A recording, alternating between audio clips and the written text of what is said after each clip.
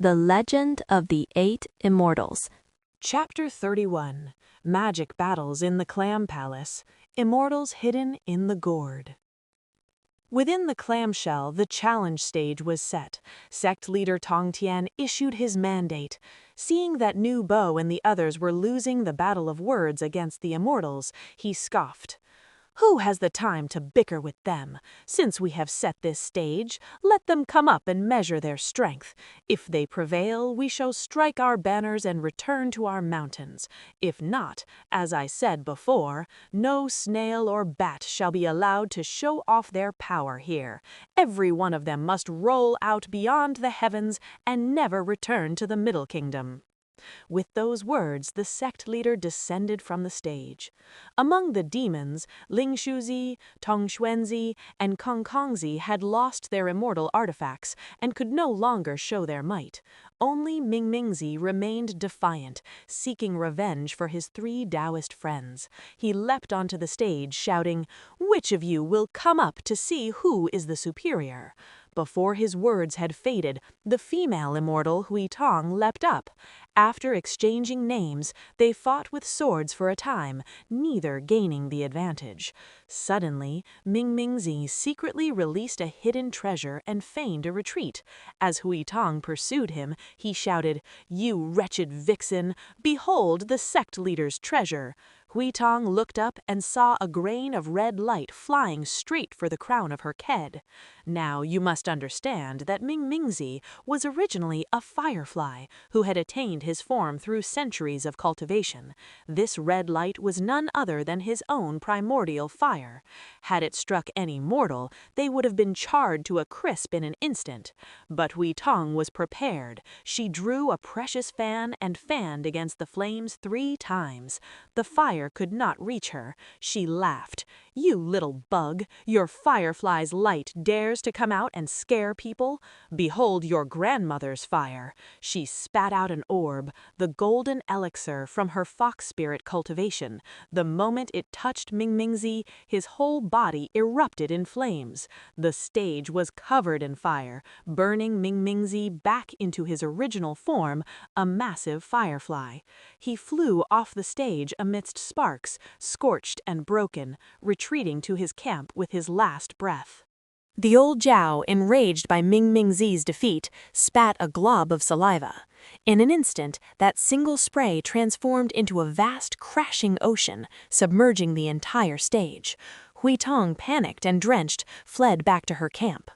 At that moment, Wenmei Zanren sent his soul flying to the palace of the Dragon King. He ordered the king and his queen to quickly pull back the tides, for he would not allow the demon to borrow another drop of the ocean's power. The Dragon King replied, "Though the old Zhao uses heterodox arts, his nature belongs to the water. He can stir the seas with his own power. He is not borrowing mine." Wenmei returned to the Clam Shell just as Iron Crutch Li arrived. As the water surged toward them, the Immortals used their water-parting mantras to stay dry. Iron Crutch Li laughed. "It seems my spirit gourd must take a sip of this." He opened the gourd and chanted a mantra. The crashing waves began to flow into the vessel. Enraged, the old Zhao summoned the waters of the South China Sea. Yet the faster the water came, the faster the gourd swallowed it, leaving the ground dry. Wen Shi Zhenren shouted, "Wretched beast, if you drain the sea, you will destroy the lives of the people. Do you not fear the wrath of heaven and the strike of thunder?" The old Zhao snapped out of his rage. Seeing the water was useless, he used a water retreat mantra to stop the flow. Iron Crutch Li held up his gourd and laughed. "Even if you stop the water, the sea level is now inches lower. You have already troubled the world." Speechless, the old Zhao slunk off the stage. At that moment, Sun Hu stood before the challenge stage, shouting at the top of his lungs, "Who will come and play a round with this cultivator?" Guangcheng Genren smiled and said to Yunzhong Genren, "This Sun Hu is a tiger demon. He possesses a string of skull beads. With one shake in the wind, those with shallow cultivation will find their souls shattered and their courage dissolved. You, senior brother, have the spirit-settling pearl to break his art. However, this monster's swordplay and martial skills are formidable. You must remain on guard during the exchange. Yunjong Genren Took up his sword and ascended the stage. After exchanging names, both sides began a fierce and courageous battle. Although Yunjong Genren was a man of profound cultivation, he felt a certain weight behind Sun Hu's dual hammers. He couldn't help but laugh, saying, "You are a vicious tiger after all. You do possess a bit of strength." Hearing this, Sun Hu grew even more enraged. He swung his dual hammers, aiming to crush Yunjong Genren's head and face. Yet Yunjong Genren was agile and swift. How could he fall for such tricks? The observers below the stage clearly saw the hammers strike Yunjong Genren, yet he remained unharmed. In one moment, he would whirl behind Sun Hu, and in the next, flash across his back. Sun Hu was left with immense strength, but no target to strike. Drenched in sweat from head to toe and overcome with extreme frustration, the demon suddenly pulled out a string of skulls, 70 or 80 of them, all remains of the people he had devoured. Having refined them into a treasure, he shook them toward Yunjong Genren with a series of rattling clacks. Even with Yunjong Genren's immense technique, he could not help but feel a shiver. Fortunately, he had prepared, holding up the spirit-settling pearl to illuminate the skull beads. Sun Hu stared wide-eyed as the pearl released a light 10 feet wide. Within the radiance, many vengeful ghosts appeared, disheveled hair, faces covered in blood, their forms terrifying to behold. These were the original souls of the skulls. They gnashed their teeth at Sun Hu and pounced on him in unison. Sun Hu let out a great cry and collapsed to the ground in terror. Guangcheng Genren shouted from below, "Brother Yunjong, strike now! This beast has devoured many, his karmic debt is full, he must not be shown any mercy." Before the words had finished, Yunjong Genren had already thrust his sword into Sun Hu's lower abdomen. A tiger's roar, sounding like the heavens collapsing and the earth splitting, echoed above and below the stage. Sun Hu met his end. On the stage lay a massive dead tiger, its front claw still clutching that terrifying immortal artifact, the skull beads. As Yunjong Genren picked them up and prepared to descend, a wild shout erupted from behind. "Thieving Taoist, do not leave! Come play around with me!" Yunjong Genren looked back to see a monster with a bull's head, horse face, dragon body, and tiger tail. It was the Long-Hu-Hun, the mount of Sect Leader Tongtian. Wielding a gilded mace, it swung wildly at Yunjong Genren. Seeing how hideously ugly the creature was and how fiercely it attacked, Yunjong Genren retreated 3 steps and laughed. What rotten luck to have such a foul monster appear in broad daylight. Have you no mirror? You haven't even managed to refine yourself into a proper beast. You are neither one thing nor the other. How do you have the face to show yourself before others? These words drove the Long-Hu-Hun into a frenzy. It let out a great roar, and from its nostrils it snorted 2 plumes of mist. The stench was as excrement, and the odor as foul as a rotting snake. Yunjong Genren was overcome with nausea. As he happened to be at the edge of the stage, he lost his footing and tumbled down, only to be caught and saved by Guangcheng Genren. When Shi Genren frowned and said, "A cultivator fears nothing but filth and evil. This thing is so pungent and foul, who could possibly endure it? If we use water to drown it or fire to burn it, I fear the stench will only intensify. Furthermore, because of its dragon nature, it likely possesses a mastery of water. What technique should be used to subdue it?" When Mei Genrin laughed and replied, "Senior brother, how can you be afraid of such a demon beast? Would that not invite ridicule?" "It is not that I fear it," Wen Shi Genrin clarified. "It is simply that such a low-life creature is not worth staining an immortal body with its rot. Did you not see that our fellow Taoist Yunjong Genrin already suffered a great setback because of it?" Wen Mei Genrin thought for a moment and said, "I have it. What we fear is its stench, but foul things surely fear the scent of pure fragrance. Inside Iron Crutch Lee's spirit gourd is the 100-blend concentrated fragrance, personally refined by the Grandmaster. Why not let him go and give it a try? Following this advice, they invited Iron Crutch Lee to ascend the challenge stage. Holding his iron crutch in one hand and his gourd in the other, he limped onto the stage. It was laughable that the beast, the Long-Hu-Hun, was unaware of its own pitiful ugliness and instead mocked Iron Crutch Lee for his appearance. Immortal Lee had no mind to pay it any attention. He simply uncapped his gourd and chanted a mantra. Instantly, a divine concentrated fragrance overflowed and spread in all directions. The Long-Hu-Hun never imagined such a thing could counter its stench. It was immediately overcome by a wave of dizziness and fainted on the stage. Because it was his own mount, Sect Leader Tongtian hurriedly pinched a secret gesture and drew talismans to summon many divine generals to guard the beast. Iron Crutch Lee said indignantly, "The Interception sect follows heterodox and evil ways. Why do you divine generals obey his commands?"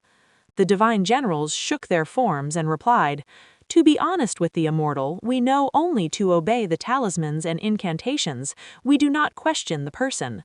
Now that we have the immortal's command, we shall not linger. We take our leave." Iron Crutch Lee thanked them repeatedly, and the divine generals departed. Fearing that Sect Leader Tongtian might play more tricks, Iron Crutch Lee did not even wait for the generals to reach the heavens. He swiftly swung his immortal sword and sliced the Long-Hu-Hun into 2 sections. A stream of green blood erupted from the creature, and the stench was far more piercing and severe than the fog from before. Having anticipated this, Iron Crutch Lee fled the stage the moment his flying sword struck. However, the sword was stained by the filth. Though it had achieved its task, it merely circled above the stage, unable to descend. Just then, the one-horned great lion from the enemy array charged onto the stage with a blade. Unexpectedly, he was caught by a flash of the lingering swordlight, which sliced off half of his horn. The immortals below the stage burst into laughter, saying, "From now on, half your horn is gone. You are but a half-horned lion." In a fit of rage, the one-horned great lion saw the sword still fluttering, but unable to rise higher. He swung his precious blade as the flying sword drew near. With a loud clash, sparks flew everywhere across the stage. Fortunately, Iron Crutch Lee recited a mantra and recalled his immortal sword.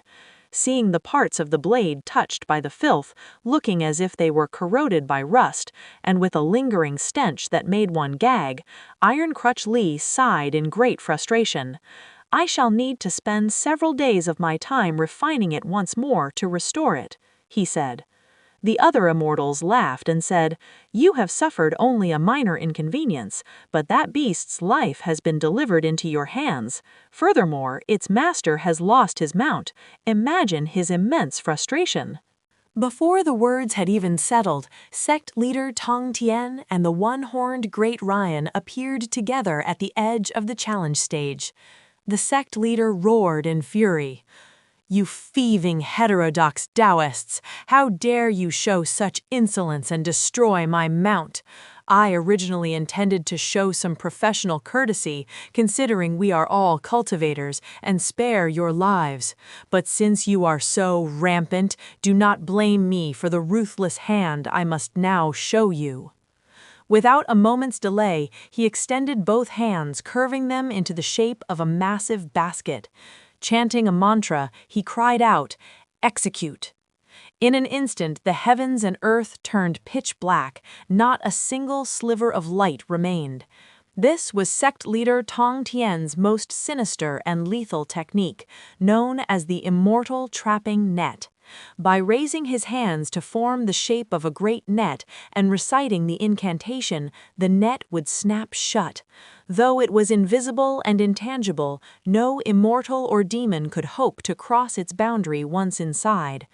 In the history of the Middle Kingdom, it is said that King Wen of Zhou could imprison men by simply drawing a circle on the ground. This was similar, yet while King Wen's circle only confined, the Immortal-Trapping net was far more lethal. Any immortal caught within felt as though their body were pierced by needles and bound by ropes.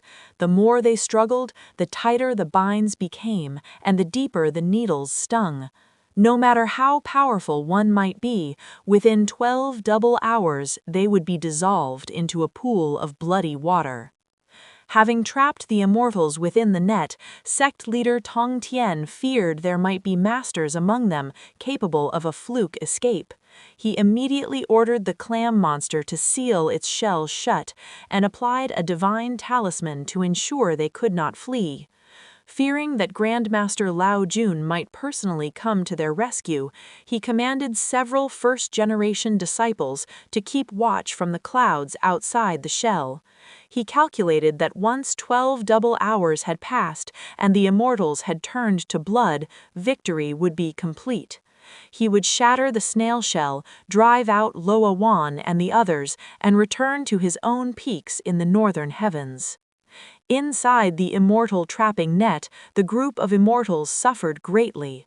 Wenxi Zhenren and the other 3 Zhenren could not identify the nature of this technique. They tried various methods to escape the strange net, but because it was not a physical object, being refined entirely from Sect Leader Tongtian's own spiritual meridians, it appeared and vanished at his will. The more intangible it was, the harder it was to break, leaving the immortals at a total loss. As time dragged on, everyone felt as if they were being bound by tightening cords and pricked by thousands of needles. While those with profound cultivation could endure it, Hui Tong, Zhang Guo, Dian Dian, and Fei Fei were in unbearable agony, wailing and wishing for death. As the panic grew, Iron Crutch Li suddenly remembered the words of Grandmaster Lao Jun. He urged his fellow Taoists to endure the pain for a moment longer and not show weakness to the enemy. He assured them that the Grandmaster had foreseen this tribulation and promised to save them personally. Hui Tong and the others cried out, "Junior uncle, your cultivation is deep, so you do not feel this suffering, but you have no idea how much we are hurting." Her words filled Iron Crutch Li with both shame and anxiety. In the midst of this crisis, Wenmei Zhenren said, "Senior Brother Li, your gourd contains a world of its own. It is a perfect place for refuge. Why not try it? That treasure was refined by the Grandmaster himself. No matter how fierce this heterodox technique is, surely it cannot penetrate the gourd." The immortals rejoiced. "Exactly! Excellent! Bring it out quickly." Iron Crutch Li hurriedly uncapped the spirit gourd. A beam of light shot out from the opening, and everyone scrambled toward the radiance. Once inside, they found the space grew brighter and more expansive. Deep within, they found a complete world, furnished rooms, fields, houses, mountains, and rivers. Settling into a 3-roomed thatched hut, they found it as comfortable as the world outside. After resting, they discussed their next move. Iron Crutch Li concluded, "This is only a temporary shelter. The moment we step out of the gourd, we will still be in Sect Leader Tongtian's net. How can we truly escape?" Hearing this, everyone felt a wave of disappointment. However, those who had been injured found that upon entering the gourd, the pain of the needles and ropes vanished and their wounds healed instantly.